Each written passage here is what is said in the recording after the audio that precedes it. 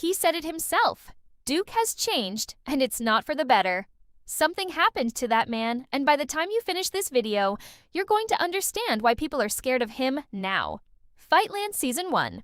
Episode 4 is about to blow the whole story wide open, and after everything that went down in Episode 3, nobody in this show is safe anymore. Not the Russians, not Zeke, not even Duke's own crew.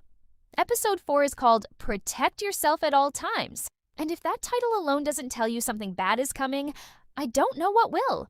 The official description says London's gameland is being pushed to the brink of war, but for Duke, it's about to get personal. Real personal. So let's break down exactly what's coming, because this episode looks like the one where everything finally starts to unravel. Right off the top, we already know Duke is not the same man he was a few episodes ago. Joseph flat out told Zeke that Duke has changed, that he's turned into a straight-up psycho now. And when you watch how Duke is moving in this trailer, you can see exactly what Joseph is talking about. This is not the calculated, careful Duke we met at the start of the season.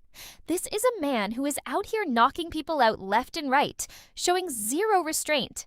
Like something inside of him finally snapped. And you have to ask yourself what actually pushed him over the edge. Was it losing his brother? Was it the setup that cost him everything the night he became heavyweight champion of the world? Or is there something deeper going on that we haven't even found out about yet? Because let's not forget, Duke is still carrying around a secret that could destroy him. He knows what really happened the night Simeon's body ended up in the ocean, and he knows Ozero made a reckless, sloppy move dumping that body the way he did. That was never going to stay hidden forever, and now it looks like the walls are closing in. We also know Cece has been watching Duke closely ever since she found out Simeon had eyes on him through that camera. So when Duke shows up at Simeon's memorial in this episode, standing there paying respects like nothing happened, you already know he's silently praying nobody in that room finds out the truth. Can you imagine the pressure of standing in a room full of people mourning a man you had a hand in killing, knowing the woman watching you from across the room might already suspect something? And speaking of pressure, Duke has also seen this episode inside the Marshall Promotions gym, beating down more people. And yeah, we also catch a glimpse of him holding a strap like he's ready to catch a body. Now, I don't think Duke is out here trying to kill random innocent people for no reason, but the fact that we're even seeing him in that position tells you how far things have escalated. This man went from fighting in the ring to fighting for his life in the streets, and it does not look like he's slowing down anytime soon. Then you've got Kim, who is clearly playing her own game here. In the trailer, she's getting close to Duke, and it's obvious she's trying to get him to open up, trying to get him to slip and reveal something he shouldn't. Duke tells her he's focused, fearless, and that he never stops. But come on, we all know that's exactly the kind of thing a man says right before his whole world comes crashing down around him. Kim isn't just interested in Duke for Duke. She wants to find that mystery villa, the one where Kinsley used to take his side chicks to lay low. And if she finds that villa, who knows what else she's going to uncover? Could that be where the truth about Kinsley's disappearance is hiding? Could her sister actually still be alive, tucked away somewhere with Kinsley this entire time? Because here's the thing, y'all.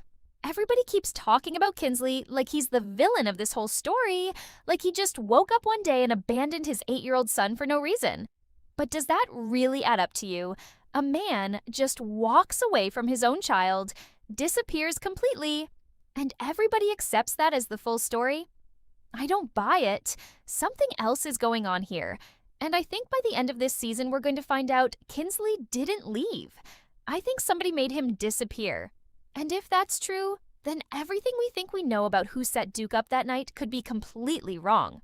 So with Duke unraveling, Kim digging for secrets, and Kinsley's disappearance looking more suspicious by the episode, one question keeps eating at me.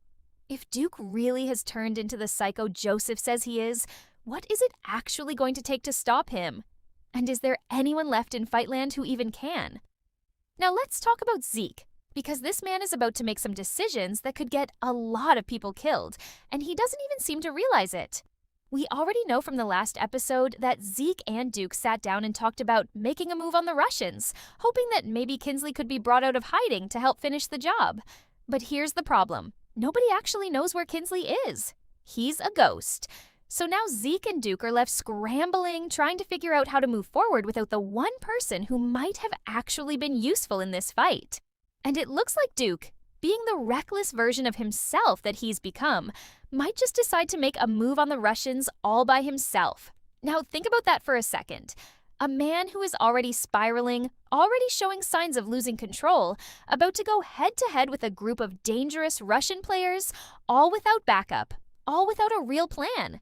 Does that sound like a smart move to you, or does that sound like a man who is trying to get himself killed? And here's where it gets even messier, because we already know the truth that these characters don't. The Russians did not do this. This entire situation, everything that's been blamed on them, is actually a setup orchestrated by Duke Lazaro and the cartel.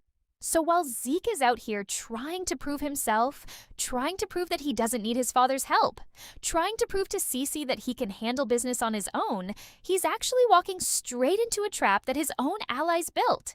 Isn't that wild? The man is about to go to war with people who never even touched his family, all because he's too hot-headed to slow down and actually investigate the situation properly. Cece, on the other hand, isn't buying any of it so easily. She wants proof. Real proof, 100% confirmation that the Russians are actually behind this and that it isn't some kind of setup.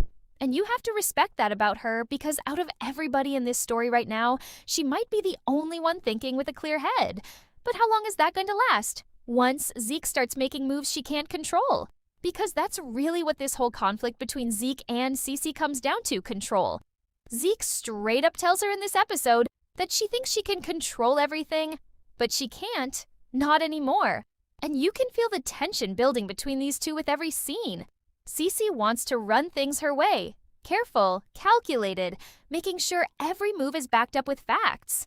Zeke wants to run things his way, aggressive, proving himself, showing everyone that he's not just living in his father's shadow anymore. Two completely different approaches, and when you put them both in the same room trying to lead the same operation, something is bound to blow up. The question is what happens first. Does Zeke make a reckless move that gets people killed before Cece can stop him? Or does Cece finally lose her patience and take matters into her own hands, cutting Zeke out of the picture completely? And let's not forget, Cece has her own secrets to protect too. Remember, she's got a stash of money hidden in the floor for a rainy day because things have been tight ever since the product from the African dried up.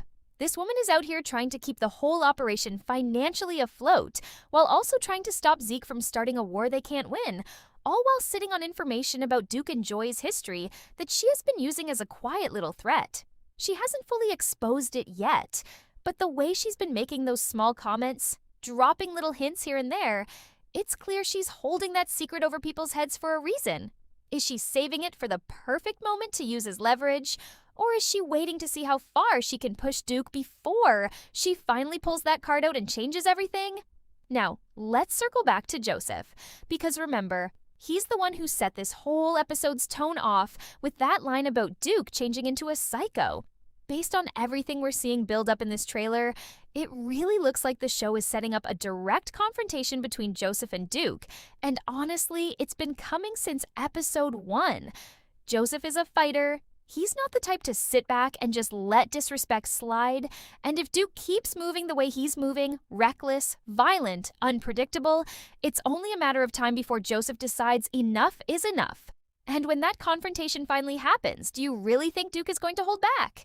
Because if this episode has shown us anything so far, it's that the old Duke, the calculated one, the one who thought before he acted, might be completely gone. So here's where we're at, heading into the second half of this episode. Zeke is about to walk his crew straight into a war with the wrong enemy. Cece is holding secrets that could blow up Duke's entire life the moment she decides to use them. And Joseph is standing there ready to go head-to-head with a man who has officially lost control. With all these pieces moving at once, who actually makes the first move that changes everything? And when the truth about the Russians finally comes out, is there any coming back from the damage that's already been done? Now let's get into the part of this trailer that honestly might be the most important twist of the entire season, and that's everything surrounding Joy, her son Aiden, and the disappearance of Kinsley. Because at the very end of this trailer, we see Joy walking into her house, and the moment she steps inside, her whole face changes. She looks shocked, She looks scared. Something in that house stopped her dead in her tracks, and the trailer cuts away before we get to see what it actually is. So now we're left sitting here asking ourselves, what in the world did she see? Is it a dead body? Did somebody break into her home and leave a message for her? Or is this the moment Kinsley finally resurfaces after being missing this entire time? Because if Kinsley really does walk back into this story now, after everything that's happened, after everyone assuming he just vanished into thin air, that changes absolutely everything. And that brings us right back to the biggest question fans have been asking since episode 1. Is Aiden really Kinsley's son, or is that boy actually Duke's son? Because think about everything we've already seen. In the last episode, we watched Duke and Aiden shadow boxing together, and the chemistry between them was impossible to ignore. It wasn't just a cute little bonding moment. It felt like something deeper, like there was a connection there that neither one of them fully understood yet. And the entire time this was happening, Joy was standing there watching them, and her face said everything. She wasn't just watching a nice moment between a boy and a family friend. She looked like a woman watching a truth she's been hiding for years slowly start to unravel right in front of her. And I truly believe Deep already knows. I think Deep has known for a while now that Aiden is actually Duke's son, and she's just been sitting on that information, waiting for the right moment, or maybe just too scared to ever bring it up at all. Because let's be real, if that boy really is Duke's son, that's not just a random plot twist thrown in for shock value.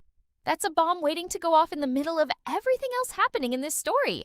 That means Kinsley has been raising a child that isn't biologically his this entire time, possibly without even knowing it. That means Joy has been carrying around a secret so heavy, it could destroy every relationship she has the moment it comes out. And if Duke ever finds out that Aiden is actually his own flesh and blood, how does that change the way he moves for the rest of this season? Does that make him even more reckless, more dangerous, more willing to do whatever it takes to protect a son he never even knew he had? Now, let's talk about Kinsley for a second, because I know a lot of people watching this show have already made up their minds that he's just the villain of this whole story. And sure, on the surface, that's an easy conclusion to reach. He's deep in the drug business, he vanished without a trace, and he left behind an 8-year-old son without any explanation at all. But does that really sit right with you? Does that sound like the full story to you? Because a man doesn't just wake up one random day and decide to abandon his own child completely. No note, no warning, nothing. There has to be more to it than that. And here's what's really been bothering me. The way the show has been building things up, it feels like they're trying to make us believe Kinsley set up the whole attack on Duke. The same night Duke's brother was killed, the same night Duke won the heavyweight championship of the world. But something about that explanation feels too clean, too convenient. It feels like the show wants us looking in one direction, while the real answer is hiding somewhere else entirely. Because right now, the leading fan theory floating around is that Cece might actually be the one who set this whole thing up from the very beginning. And when you think about it, it actually makes a lot of sense. Cece already knows about the history between Duke and Joy. She's already been dropping little hints, little threats here and there about exposing what she knows. A woman like that, sitting on secrets, quietly maneuvering behind the scenes while everyone else is out here fighting wars and chasing ghosts, that's exactly the type of person capable of orchestrating something this big without anyone even suspecting her. But then again, y'all already know how these shows love to play games with us. They love making us think we've got it all figured out, only to flip the entire script on us in the next episode. So is Cece really behind it? Or is this show setting us up to believe that just so they can hit us with an even bigger twist we never saw coming? Because here's where things stand right now. Joy just walked into her house and saw something that shook her to her core. Deep might be sitting on a secret about Aiden that could destroy 2 families at once. And somewhere out there, Kinsley is either hiding, running, or possibly already dead. So with all of these secrets finally starting to surface at the same time, whose secret gets exposed first? And once the truth comes out, is there anyone left in this story whose life doesn't completely fall apart? So with everything we've broken down so far, Duke unraveling into someone even his own allies are scared of, Zeke about to drag everyone into a war against enemies who never even touched his family, Cece sitting on secrets she could use to blow up Duke's entire life whenever she wants, and Joy walking into her own house to find something that left her completely shaken. Episode 4 is shaping up to be the moment where this entire season shifts into a whole different gear. And honestly, when you step back and look at the bigger picture, everything happening right now feels like it's building toward one massive collision that none of these characters are going to see coming until it's already too late. Because think about it, you've got Duke, a man who is already teetering on the edge, already being called a psycho by the people who used to trust him.